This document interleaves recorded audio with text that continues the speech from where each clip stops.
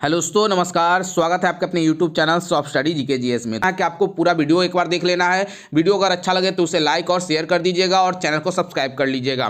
तो पहला प्रश्न क्या है? चतुर्थ बौद्ध संगीति हुई थी, यानी चतुर्थ बौद्ध संगीति या परिषद जो हुई थी वो किसके शासनकाल में हुआ था? तो ये हुआ था कनिष्क के शासनकाल में। सवाल उठता है कि कब हुआ था? तो ईसवी की पहली शताब्दी में हुआ था। याद रखिएगा, ईसवी की पहली शताब्दी में हुआ था। और कहाँ हुआ था? तो कनिष्क के शासनकाल में कश्मीर के कुंडन लवन में हुआ था। याद रखिएगा, कुंडन लवन में हुआ था, कश्मीर के कुंडन लवन में। और ये पिछले वीडियो में बताया भी गया है। नेक्स्ट प्रश्न क्वेश्चन नंबर 2 है कि उत्तर प्रदेश में बौद्ध एवं जैनियों दोनों के प्रसिद्ध तीर्थ स्थल है, यानी बौद्ध का भी तीर्थ स्थल है और जैन का भी तीर्थ स्थल है, वो है कहाँ पे? ये पूछा जा रहा है। तो कौशाम्बी हो जाएगा, ऑप्शन नंबर बी सही हो जाएगा। निम्नलिखित में से किसने हून शासक मिहिर कुल को पराजित किया था? तो हून शासक, याद रखिएगा, हून शासक मिहिर कुल को जो पराजित किया गया था वो यशोधर्मन के द्वारा किया गया था। किसके द्वारा? यशोधर्मन के द्वारा किया गया था। नेक्स्ट है कि कृषकों की सहायता के लिए किस मध्यकालीन भारतीय शासक ने पट्टा एवं कबूलियत, ये इंपॉर्टेंट प्रश्न है आपके लिए, पूछा गया प्रश्न है कि पट्टा एवं कबूलियत की व्यवस्था किसके द्वारा की गई थी? सही जवाब हो जाएगा option number C, Sher Shah Suri के द्वारा पट्टा और कबूलियत की क्या की गई थी? शुरुआत की गई थी। बीबी का मकबरा का निर्माता है था, यानी बीबी का मकबरा किसने बनवाया है, यहाँ पे पूछा जा रहा है। ऑप्शन नंबर डी सही हो जाएगा, औरंगजेब ने बीबी का मकबरा बनवाया था। और इस मकबरे का निर्माण 1651 से में शुरू किया गया था और 1661 में ये बन के तैयार हो गया था। तो इतनी बातें आपको याद रखनी होगी। नेक्स्ट है कि मयूर सिंहासन पर बैठने वाला अंतिम मुगल सम्राट कौन था? तो अंतिम मुगल सम्राट जो था वो मुहम्मद शाह था। याद रखिएगा कि नादिर शाह ने 1739 में, नादिर शाह ने कब? 1739 में भारत पर आक्रमण किया था तथा उसने मयूर सिंहासन को लूट लेके, मयूर सिंहासन और कोहिनूर हीरा को यहाँ से लेकर के चला गया था। तो ये बातें आपको याद रखनी होगी। कब किया था? 1739 में। किसने लूट के ले गया? नादिर शाह। ये नाम याद रखिएगा। नेक्स्ट है कि सूची 1 को सूची 2 के साथ मिलाना है। एक तरफ दिया गया क्रांतिकारी के नाम और उनसे जुड़े हुए स्थान। तो नाना साहब सबसे पहला दिया गया है, नाना साहब तो कानपुर से ये लड़े थे 1857 की क्रांति। नवाब हामिद अली खां ये हो जाएंगे दिल्ली से, याद रखिएगा ये दिल्ली हो जाएगा। मौलवी अहमद उल्लाह जो हो जाएंगे वो लखनऊ से हो जाएंगे। और मनी राम दीवान ये जो संबंधित रखते हैं ये असम से। ये जरूरी नहीं है कि ये सारे प्रश्न जो है वो 1857 की क्रांति से जुड़ा हुआ है। तो इस चीज को आप याद रखिए, बस इतना याद रखिएगा कि ये किस क्षेत्र से जुड़े हुए थे, ये क्रांतिकारी थे। तो ये तो सही जवाब क्या हो जाएगा? 2 1 3 4 और 2 1 3 4 जो है हमारा ऑप्शन नंबर डी सही हो जाएगा। नेक्स्ट है कि निम्नलिखित में से कौन सा गदर पार्टी का पहला सभापति था? पहले तो जान लेते हैं कि गदर पार्टी की स्थापना कब और किसने की थी, तो और कहाँ किया गया था? तो अमेरिका के सैन फ्रांसिस्को में। याद रखिएगा, अमेरिका के सैन फ्रांसिस्को में 1913 में, याद रखिएगा 1913 में लाला हरदयाल के द्वारा क्या किया गया था? गदर पार्टी की स्थापना की गई थी तथा सोहन सिंह भकना को उस समय वहाँ पर क्या बनाया गया था? पहला सभापति बनाया गया था। गदर पार्टी का पहला सभापति किसे बनाया गया था? सोहन सिंह भकना को बनाया गया था। तो ऑप्शन नंबर बी सही हो जाएगा, स्थापना लाला हरदयाल के द्वारा किया गया था। नेक्स्ट है कि कांग्रेस ने कब पहली बार भारत, याद रखिएगा, पहली बार भारत में स्वतंत्रता प्रस्ताव पारित किया था? तो पहली बार कब? तो 1929 में ये किया गया था। किसके द्वारा? तो जवाहरलाल नेहरू के द्वारा। बताया जाता है कि 1929 ईस्वी में कांग्रेस के लाहौर अधिवेशन हुआ था जिसके अध्यक्ष जवाहरलाल नेहरू थे। इन्होंने गांधी जी की मध्यस्थता से अध्यक्ष बनाया गया था और इसी अधिवेशन में पूर्ण स्वराज की मांग की गई थी और साथ साथ सविनय अवज्ञा आंदोलन को भी स्वीकार किया गया था। नेक्स्ट, निम्नलिखित में से कौन सुमेलित नहीं है? पहला दिया जा रहा है कि 1767 से 1769 के बीच प्रथम आंग्ल मराठा युद्ध हुआ था। ये गलत दिया जा रहा है। प्रथम आंग्ल मराठा युद्ध जो हुआ था वो 1775 में हुआ था। याद रखिएगा, 1775 से लेकर के 1782 के साथ ये सूरत की संधि के साथ शुरुआत हुआ था और सलवाई के संधि के साथ इसकी समाप्ति हुई थी। शुरुआत सूरत की संधि के साथ और अंत सलवाई की संधि के साथ 1782 में। तो ये प्रथम आंग्ल मैसूर आंग्ल मराठा युद्ध था। दूसरा दिया जाए 1790 से 92 की ईस्वी में तृतीय मैसूर युद्ध हुआ था, यह बिल्कुल सही दिया जा रहा है। 1790 के बीच अंग्रेज और टीपू सुल्तान के बीच याद रखिएगा कि ये युद्ध हुआ था, जिसमें टीपू सुल्तान की हार हुई थी और श्रीरंगपट्टनम की संधि के साथ इस युद्ध को समाप्त किया गया था, तो ये सही दिया जा रहा है। तीसरा है कि 1824 ईस्वी में प्रथम आंग्ल बर्मा युद्ध हुआ, ये भी सही दिया जा रहा है। प्रथम आंग्ल बर्मा युद्ध जो हुआ था वो 1824 से लेकर के 1826 के बीच हुआ था और यह यानडूब की संधि के साथ यह समाप्त हुआ था। यह भी याद रखिएगा कि यानडूब की संधि के साथ ये क्या हो गया था, समाप्त हुआ था। चौथा दिया जा रहा है तो ये भी 20, तीसरा भी हमारा सही है, यहाँ पे 4 होगा। चौथा दिया जा रहा है कि 1845 से 1846 के मध्य द्वितीय सिख युद्ध हुआ था, ये गलत है। ये द्वितीय सिख युद्ध नहीं हुआ था, ये प्रथम सिख युद्ध हुआ था। द्वितीय सिख जो युद्ध हुआ था वो 1848 में हुआ था, याद रखिएगा। 1848-49 में हुआ था, याद रखिएगा। और किसके मध्य हुआ था, तो अंग्रेज और महाराजा दिलीप सिंह के बीच में हुआ था, जिसमें महाराजा दिलीप सिंह की हार हुई थी, याद रखिएगा। तो केवल 2 और 3 जो है वो सही है, और जो कि ऑप्शन नंबर हमारा डी सही बताया जा रहा है। नेक्स्ट है कि भारत और चीन के उत्तर पूर्वी सीमा का सीमांकन कौन सी रेखा करता है, यानी भारत और चीन के बीच कौन सा है, तो यह मैकमोहन हो जाएगा, मैकमोहन रेखा है। बोडो निवासी है, बोडो निवासी जो है वो असम के क्षेत्रों में पाई जाती है, जो कि यहाँ पे क्या हो जाएगा, गारो पहाड़िया हो जाएगा। ऑप्शन नंबर 12 का ए सही हो जाएगा। नेक्स्ट इनमें से कौन सा हिमनद सबसे बड़ा है, तो सियाचिन हिमनद जो है वो सबसे बड़ा हिमनद है, जिसकी लंबाई 75 से 76 मीटर है, याद रखिएगा। किलोमीटर लंबाई, किलोमीटर में 75 से 76 किलोमीटर, याद रखिएगा। निम्नलिखित में से कौन सा जोड़ा सही है, इंद्रावती झारखंड। यहाँ पे पूछा जा रहा है कि कौन सा जो जोड़ा है वो सही है, तो इंद्रावती जो है वो झारखंड में नहीं, ये छत्तीसगढ़ में, याद रखिएगा। छत्तीसगढ़ और उड़ीसा राज्य में ये बहती है, जो नदी है इंद्रावती, ये छत्तीसगढ़ और उड़ीसा में है। तो पहला जो है वो गलती दिया जा रहा है। भीमा तमिलनाडु, ये भी गलती दिया जा रहा है। भीमा जो हो जाएगा वो हो जाएगा आपका महाराष्ट्र, कर्नाटक और तेलंगाना, तो ये गलत दिया जा रहा है। लूनी नदी राजस्थान, ये सही दिया जा रहा है, तो ऑप्शन नंबर सी सही हो जाएगा। और घाट प्रवाह केरल, ये गलत दिया जा रहा है, ये महाराष्ट्र और कर्नाटक में हो जाएगा, महाराष्ट्र और कर्नाटक में बहती है, तो ऑप्शन नंबर सी सही है, बाकी सब गलत है।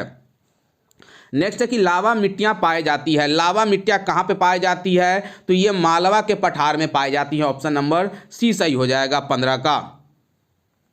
नेक्स्ट है कि टिहरी बांध बंधा हुआ है, टिहरी बांध कहाँ पे बंधा हुआ है, बना हुआ है, तो भागीरथी नदी पे, याद रखिएगा। और भागीरथी नदी कहाँ है, तो ये उत्तराखंड में है, यूटी यानी उत्तराखंड में है। और कहा जाता है कि भागीरथी और अलकनंदा जब देवप्रयाग में मिलती है तो गंगा का निर्माण होता है। नेक्स्ट है कि गन्ने में शर्करा की मात्रा घट जाती है यदि क्या होगा, यहाँ पे पूछा जा रहा है कि यदि क्या होगा, तब पकने की अवधि में जब पाला गिर जाएगा तो जो गन्ने की जो मिठास है वो क्या हो जाएगी, घट जाएगी। नेक्स्ट है कि निम्नलिखित में से किस जिलों में भारत की सबसे बड़ी अबरख मेघला पाई जाती है, अबरख मेघला बोला जा रहा है, तो सही जवाब हो जाएगा हजारीबाग, गया, मुंगेर। इसके अलावा याद रखिएगा कोडरमा, गिरिडीह, ये सब में क्या है, सबसे ज़्यादा क्या है कि अबरख की मेघला पाई जाती है, यानी माइका।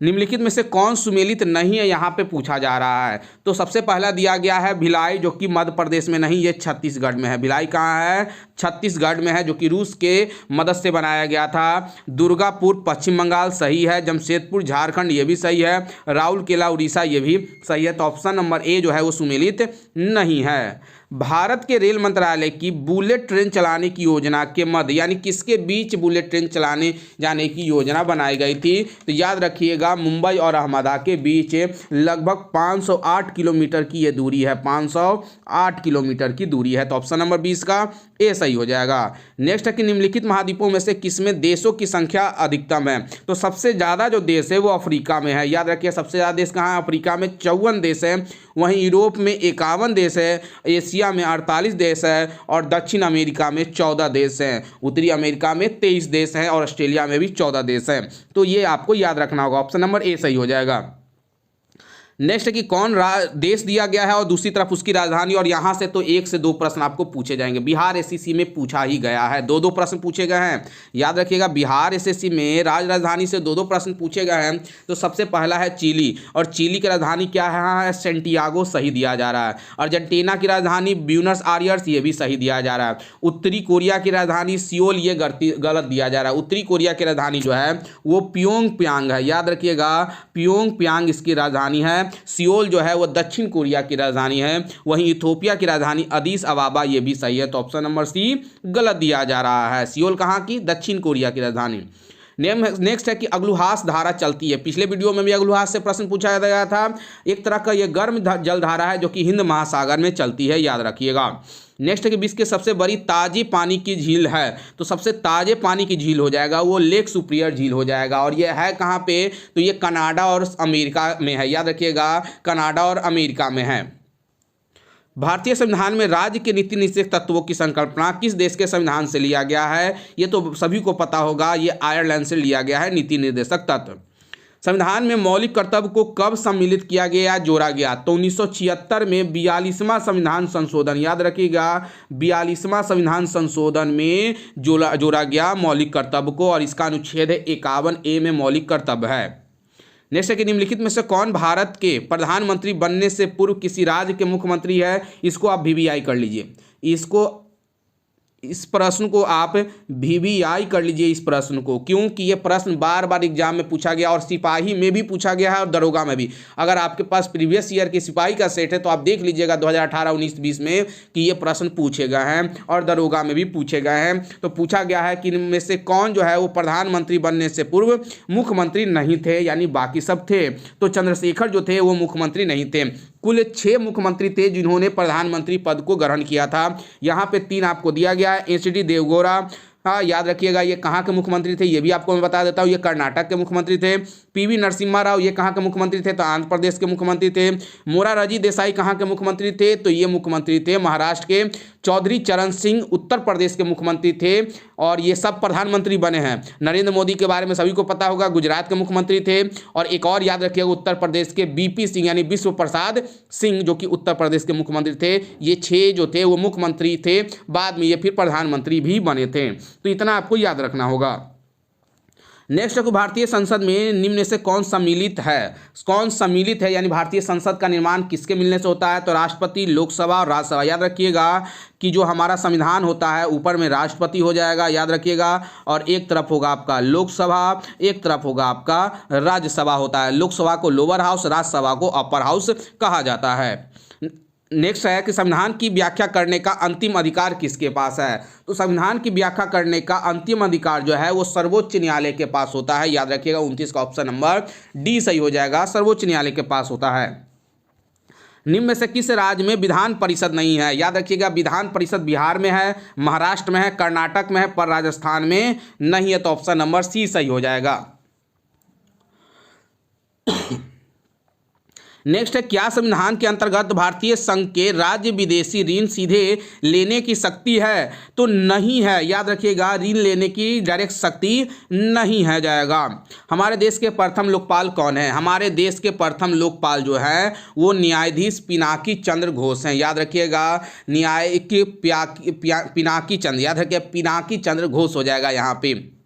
नेक्स्ट है कि निम्न में से कौन सा एक संवैधानिक संशोधन मौलिक कर्तव्यों से संबंधित है? तो अभी ऊपर में बताया था मौलिक कर्तव्य कब जोड़ा गया? 1976 में 42वां संविधान संशोधन के द्वारा जोड़ा गया था। 10 दिसंबर को हम लोग कौन सा दिवस मनाते हैं? तो प्रतिवर्ष 10 दिसंबर को हम लोग विश्व मानवाधिकार दिवस मनाते हैं। ऑप्शन नंबर 34 का A सही हो जाएगा। नेक्स्ट है कि UN द्वारा सन डैश को अंतर्राष्ट्रीय महिला वर्ष के रूप में मनाया गया है। तो UNO के द्वारा सबसे पहले 1975 में अंतर्राष्ट्रीय महिला वर्ष के रूप में मनाया गया है, और उसी के बाद से प्रत्येक वर्ष 8 मार्च को अंतर्राष्ट्रीय महिला दिवस मनाया जाता है। नेक्स्ट है, निम्नलिखित में से कहाँ सदाबहार वन पाए जाते हैं? सदाबहार वन कहाँ पाए जाते हैं? तो याद रखिएगा, पश्चिमी घाट। पश्चिमी घाट में कौन कौन सा आ जाएगा? पश्चिमी घाट के पूर्वी भाग, जैसे तमिलनाडु, कर्नाटक, केरल, महाराष्ट्र। इसके अलावा आपको आ जाएगा पूर्वोत्तर, उत्तर पूर्वी भारत में हो जाएगा, जहां पे असम, मेघालय, त्रिपुरा, मणिपुर, अंडमान निकोबार, ये सब क्षेत्रों में भी क्या है, सदाबहार वन पाए जाते हैं। तो ऑप्शन के अनुसार क्या हो जाएगा? पश्चिमी घाट हो जाएगा। डार्लिंग नदी किस देश में है? तो डार्लिंग नदी जो है वो ऑस्ट्रेलिया की नदी है, याद रखिएगा ऑस्ट्रेलिया की नदी है। वन डे वंडर्स नामक पुस्तक के लेखक कौन है? तो वन डे वंडर्स नामक पुस्तक के जो लेखक हैं वो सुनील गावस्कर है, याद रखिएगा सुनील गावस्कर हो जाएंगे, जो कि भारतीय क्रिकेटर थे। हिंदू वृद्धि दर किस वृद्धि दर से संबंधित है? हिंदू वृद्धि दर किस वृद्धि से संबंधित है? सही जवाब हो जाएगा ऑप्शन नंबर 39 का बी सही हो जाएगा, राष्ट्रीय आय से संबंधित है। राष्ट्रीय ग्रामीण स्वास्थ्य मिशन किस पंचवर्षीय योजना में शुरू किया गया था? राष्ट्रीय ग्रामीण स्वास्थ्य मिशन यहाँ पे पूछा जा रहा है, सही जवाब हो जाएगा 10वीं पंचवर्षीय योजना में। याद रखिएगा 10वीं पंचवर्षीय योजना जो कि 2005 में आरंभ किया गया था, 2005 में इससे शुरू किया गया था। और 10वीं पंचवर्षीय योजना कब से कब तक था? तो 2002 से लेकर के 2007 के बीच में था। नेक्स्ट यहाँ से मैथ के प्रश्न है, मैथ के प्रश्नों को आप लोग कवर कर लीजिएगा, खुद से नहीं बनेगा कमेंट कीजिएगा। अभी तक बच्चों ने कमेंट नहीं किया मैथ के लिए, इसीलिए मैं मैथ का वीडियो नहीं बना रहा हूँ। तो एक बार प्रश्नों को पॉज करके मैथ के प्रश्नों को जरूर सॉल्व कीजिएगा।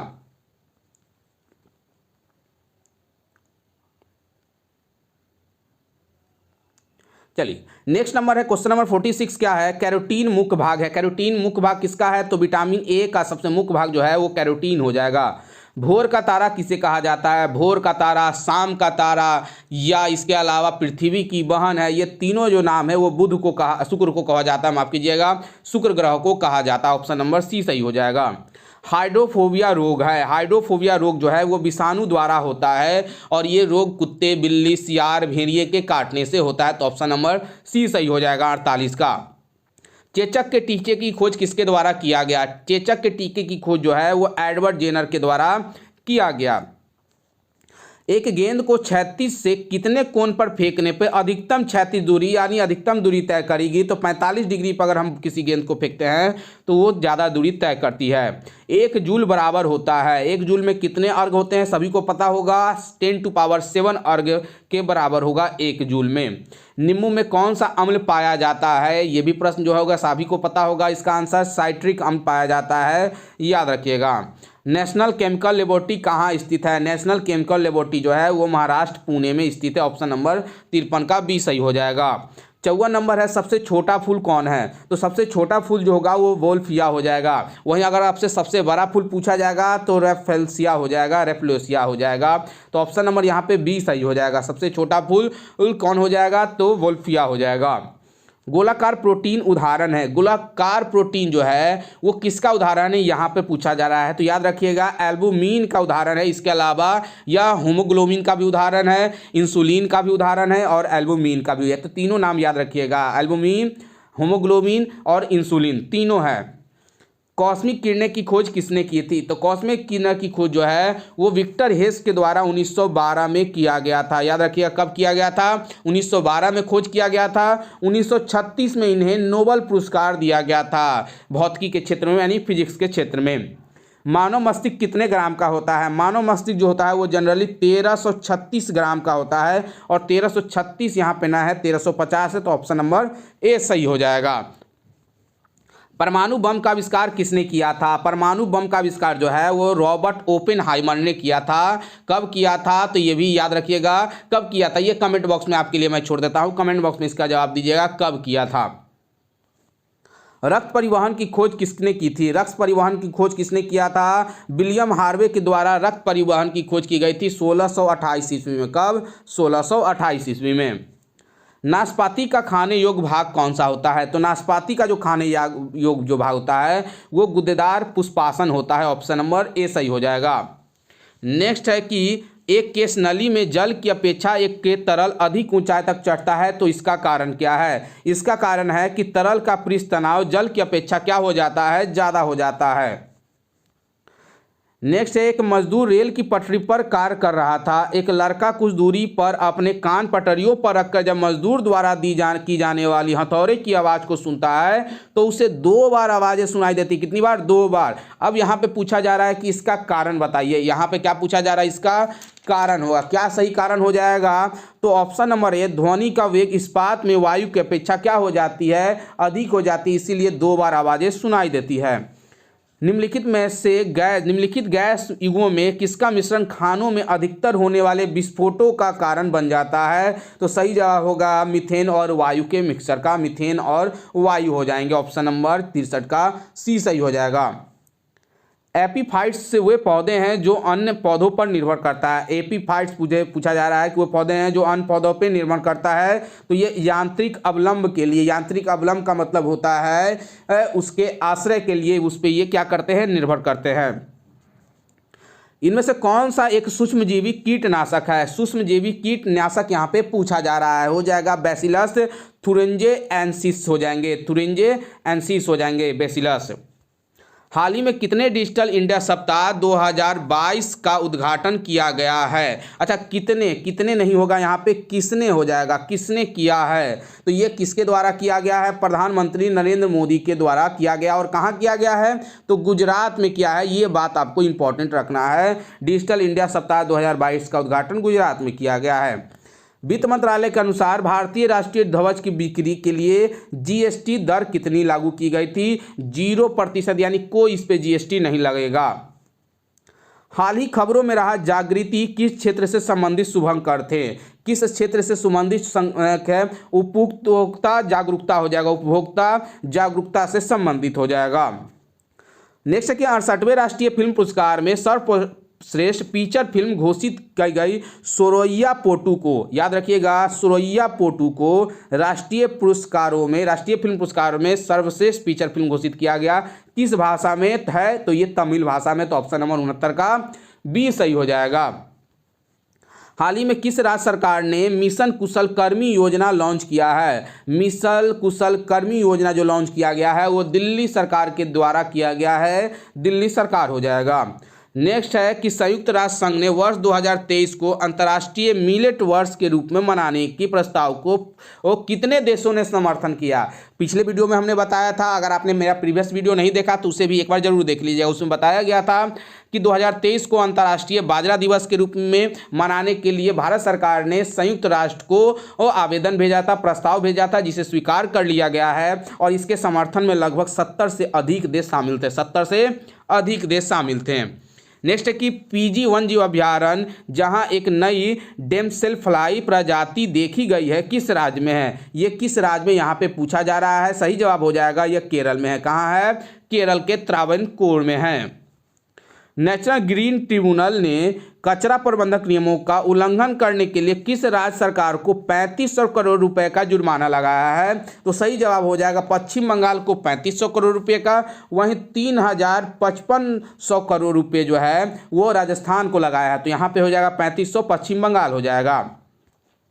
नौसेना के नए ध्वज में किस आकृति के अंदर राष्ट्रीय प्रतीक है? तो नीला अष्टकोण, याद रखिएगा, नए ध्वज में नीला अष्टकोण आकृति के अंदर राष्ट्रीय प्रतीक है। सीमा सड़क संगठन किस राज्य में इस्पात स्लैग रोड का निर्माण करेगा? तो ये अरुणाचल प्रदेश में करेगा। कहाँ करेगा? अरुणाचल प्रदेश में करेगा। मंथन मंच भारत सरकार द्वारा किस उद्देश्य के लिए शुरू किया गया है? मंथन मंच जो शुरू किया गया है, यह शुरू किया गया उद्योग और संस्थानों के सहयोग को बढ़ावा देने के लिए। तो ऑप्शन नंबर ए सही हो जाएगा, R&D में सहयोग करने के लिए। R का मतलब होगा रिसर्च और D का मतलब हो जाएगा डेवलपमेंट। तो रिसर्च और डेवलपमेंट के सहयोग के लिए किया गया है। किस संस्थान ने privatisation of public sector bank and the alternate perspective शीर्षक के एक लेख जारी किया है? यह RBI के द्वारा जारी किया गया। किसके द्वारा यह जारी किया गया है? 2000 अगस्त 2022 में यह RBI के द्वारा जारी किया गया है। नेक्स्ट है कि पिच ब्लैक हवाई युद्ध अभ्यास का मेजबान कौन सा देश कर रहा है? इसका मेजबान जो है वो ऑस्ट्रेलिया किया जा रहा है। और इसमें कितने देश भाग लेंगे? 17 देश इसमें भाग लेने वाले हैं, जिसमें भारत भी शामिल है। हाल ही में असम के किस राष्ट्रीय उद्यानों को पर्यटन के लिए फिर से खोला गया है? तो ये जो असम का राष्ट्रीय उद्यान कांजीरंगा है, इसे खोला गया है और ये एक सींग वाले गेंडा के लिए फेमस भी है। हाल ही में किस भारतीय महिला क्रिकेटर ने अंतर्राष्ट्रीय क्रिकेट से संन्यास लिया? झूलन गोस्वामी, जो उन्होंने क्या किया था, अंतर्राष्ट्रीय क्रिकेट से संन्यास ले लिया हाल ही में। अंतर्राष्ट्रीय सांकेतिक भाषा दिवस कब मनाया जाता है? ये कब मनाया जाता है? तो प्रतिवर्ष यह 23 सितंबर को मनाया जाता है। प्रतिवर्ष ये कब मनाया जाता है? तो 23 सितंबर को मनाया जाता है। सैफ महिला चैंपियनशिप 2022 का खिताब किसने जीता? यह खिताब बांग्लादेश ने जीता है और यह हो कहाँ रहा था? तो नेपाल में हो रहा था। और जीता किसने? बांग्लादेश ने जीता। किसे हराकर जीता? कमेंट बॉक्स में इसका जवाब दीजिएगा आप लोग। श्री महाकालेश्वर मंदिर मध्य प्रदेश के किस शहर में है? तो यह मध्य प्रदेश के उज्जैन में है। मध्य प्रदेश के किस राज्य में है? मध्य प्रदेश के किस जिले में है? उज्जैन में है। पहली बार किस सशस्त्र बल के अधिकारियों के लिए हथियार प्रणाली शाखा को मंजूरी दी गई है? हथियार प्रणाली शाखा को मंजूरी दी गई है। सही जवाब क्या हो जाएगा? भारतीय वायुसेना ने, याद रखिएगा। भारत के नए मुख्य न्यायाधीश के रूप में किसे नियुक्त किया गया है? तो ये नियुक्त किया गया है DY चंद्रचूड़। DY चंद्रचूड़ यानी धनंजय यशवंत चंद्रचूड़ हो जाएंगे। ऑप्शन नंबर बी सही हो जाएंगे। वैज्ञानिकों ने किस देश में एक नए पारिस्थितिकी तंत्र द ट्रैपिंग जोन की खोज की है? तो द ट्रैपिंग जोन की जो खोज किया गया है वो मालदीव के द्वारा किया गया है। 86 का ऑप्शन नंबर डी सही हो जाएगा। किस देश के राष्ट्रपति को भारत सरकार ने गणतंत्र दिवस 2023 समारोह के लिए मुख्य अतिथि के रूप में आमंत्रित किया? सही जवाब हो जाएगा मिस्र के राष्ट्रपति, जिनका नाम क्या है? अब्देल फतह अल सीसी हो जाएगा। मिस्र के राष्ट्रपति अब्देल फतह अल सीसी हो जाएगा। भारतीय ओलंपिक संघ की पहली महिला अध्यक्ष कौन बनी है? तो ये कौन बनी है? तो ये PT उषा बनी है। भारतीय ओलंपिक संघ की पहली महिला अध्यक्ष बनी है। नेक्स्ट है कि किस राज्य को स्काई रूट एयर स्पेस द्वारा भारत की पहली एकीकृत रॉकेट सुविधा प्राप्त होगी? तो यह तेलंगाना राज्य को प्राप्त हुआ है। ऑप्शन नंबर बी सही हो जाएगा। भारत ने 2022 में किस देश के शीर्ष पर्यटन बाजार के रूप में बढ़त बनाई हुई है? तो किसने बनाई है? तो मालदीव ने बनाई है। ऑप्शन नंबर सी सही हो जाएगा यहाँ पर। नेक्स्ट कि एरो इंडिया 2023 किस शहर में आयोजित किया जाएगा? एरो इंडिया 2023 आयोजित किया गया फरवरी के महीने में बेंगलुरु में ये आयोजित किया गया। T20 मैच के दौरान सबसे बड़ी दर्शकों की उपस्थिति के लिए किस क्रिकेट शासी निकाय को Guinness book of world records बनाया? तो ये बनाया BCCI यानी भारतीय क्रिकेट कंट्रोल बोर्ड, और जो कि कौन सा है? तो अहमदाबाद के नरेंद्र मोदी स्टेडियम है, जहां पे कल IPL हुआ था, की शुरुआत हुई थी। 2023 IPL की शुरुआत हुई थी। हिंदी दैनिक आर्यावर्त का प्रकाशन कब शुरू हुआ है? हिंदी दैनिक आर्यावर्त का जो प्रकाशन हुआ है यह 1941 में हुआ है। किसके द्वारा? कामेश्वर सिंह के द्वारा यह प्रकाशित किया गया था, याद रखिएगा। हरिहर क्षेत्र मंदिर किस नदी के तट पे है? तो हरिहर जो है वो गंडक और गंगा नदी के संगम पे स्थित है। गंडक और गंगा नदी के संगम पे स्थित है। नेक्स्ट है पटना साहिब में किस सिख गुरु का जन्म हुआ था? तो पटना साहिब में किस सिख गुरु का जन्म हुआ था? तो ये हुआ था 10वें गुरु का जन्म। और 10वें गुरु कौन थे? तो गुरु गोविंद सिंह का जन्म हुआ था 5 जनवरी 1666 को। याद रखिएगा कब हुआ था इनका जन्म? 1666 को हुआ था। सिख के 10वें गुरु गोविंद सिंह का जन्म हुआ था। निम्न में से किसने सुलभ तकनीक आंदोलन शुरू किया था? सुलभ तकनीक आंदोलन, देखिए सुलभ का शुरुआत जो था वो बिंदेश्वर सिंह पाठक के द्वारा किया गया था 1970 में, और धीरे धीरे यह आंदोलन के रूप में बदल गया। अब ये सुलभ तकनीक आंदोलन क्या था ये भी आप याद रखिएगा। तो ये खुले में शौच से जुड़ा हुआ संबंधित मामला था। नेक्स्ट है कि बिहार में कितने लोकसभा की सीटें हैं? तो बिहार से लोकसभा की जो सीटें हैं वो 40 हैं, और राज्यसभा आपसे पूछा जाएगा तो 16 हो जाएगा। तो ये महत्वपूर्ण प्रश्न हैं जो आपके एग्जाम में पूछे जाते हैं। अगर वीडियो अच्छा लगा शेयर कर दीजिएगा, चैनल को सब्सक्राइब कर दीजिएगा। धन्यवाद।